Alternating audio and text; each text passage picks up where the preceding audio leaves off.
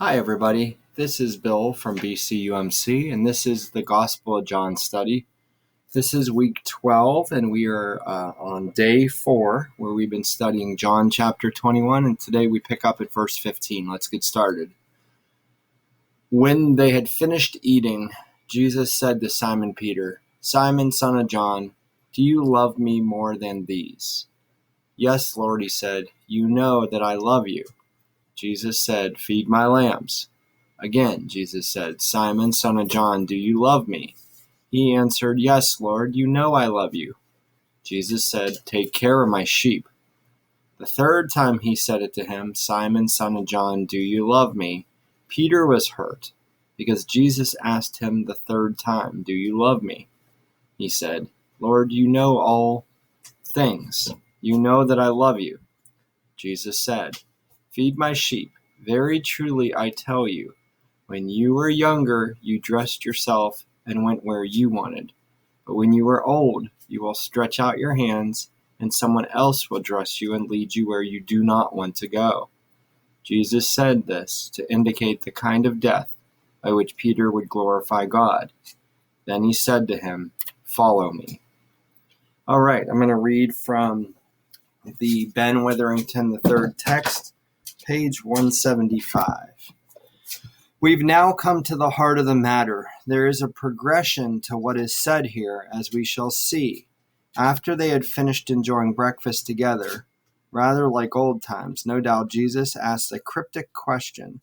Notice first that Jesus addresses Peter not by the nickname he gave him, Cephas, rock, but by his given name, Simon.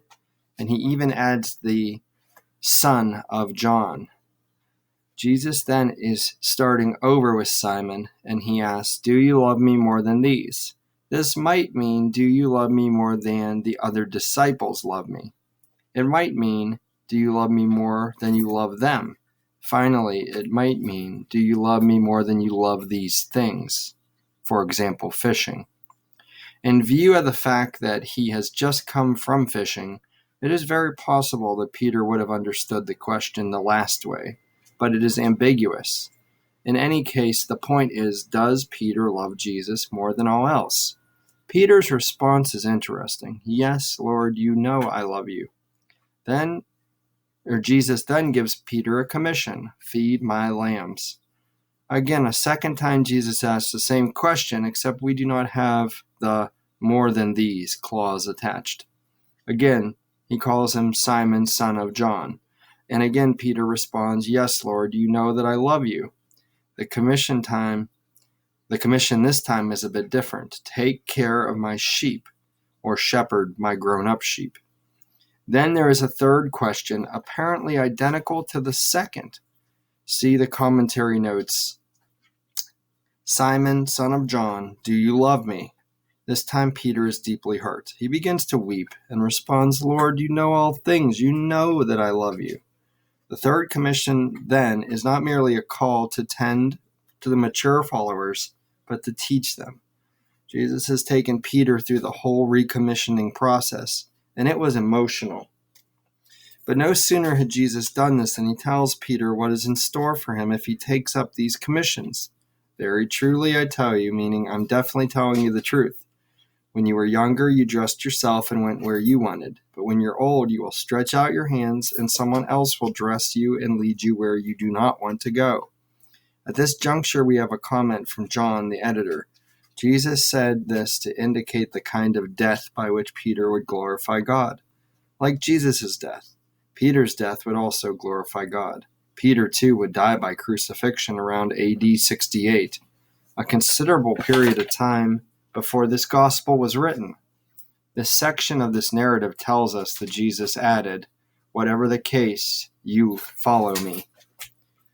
All right, so let's look at the reflection questions for today. Question 1, why a threefold restoration of Peter? Question 2, what was Peter being recommissioned to do? And question 3, what was Jesus implying about Peter's death?